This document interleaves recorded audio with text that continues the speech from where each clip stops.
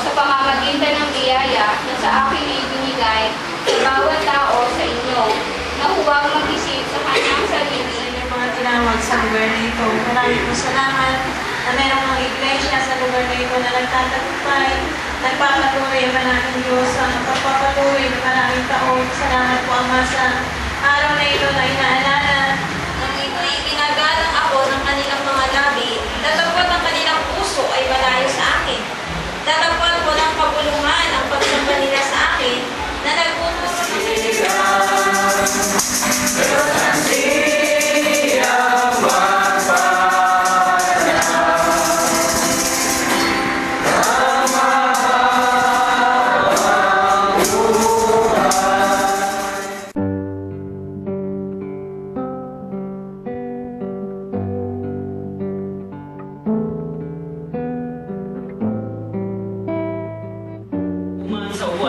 maglilibak, kundi ang kanyang kasayahan ay nasa kautusan ng Panginoon, at sa kautusan niya nagbubulay-bulay siya araw at gabi, at siya ay magiging parang punong kahoy na itinanim sa siping ng mga agos ng tubig na nagbubunga sa kanyang kapanahunan.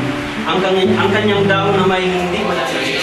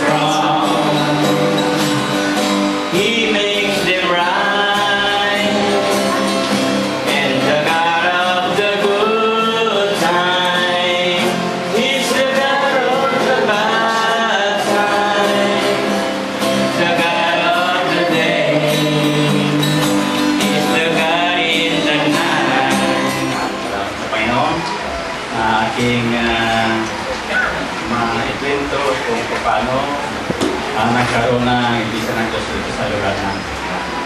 Una, ako'y nakagpuan ng Panginoon sa lugar ng Saudi Arabia sa pamagitan ng mga kapatid na pag-aaral kung saan ay pinahagi yung tunay na Ebanghelyo. Salamat sa Panginoon na tinanggap ko ang Panginoon sa lugar na yan.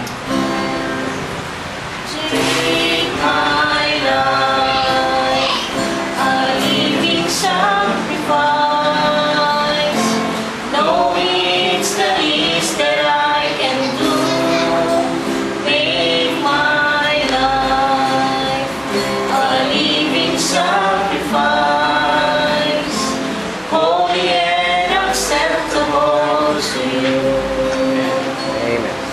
I look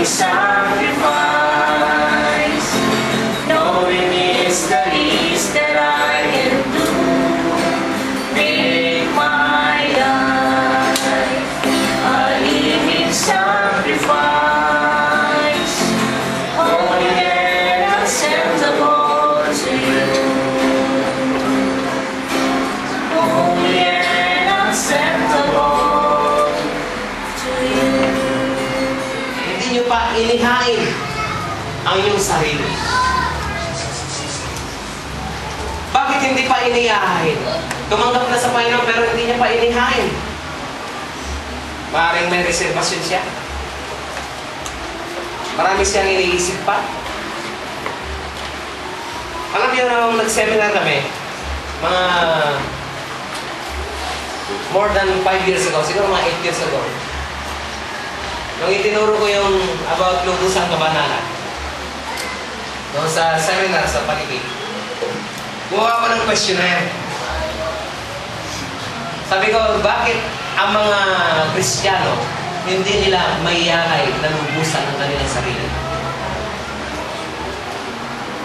Alam niyo, ang sumunod, ang lumabas, maraming kasagutan ng mga nag-seminar. Number 1, reservation.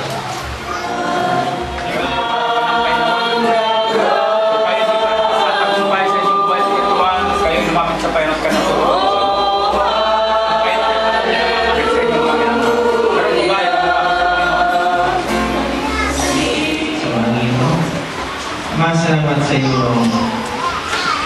Binigay sa akin naman na napakaganda na servisyo mo. Pamusya mo sa aking kalagitnaan. Merong mga kaluluwa sa mga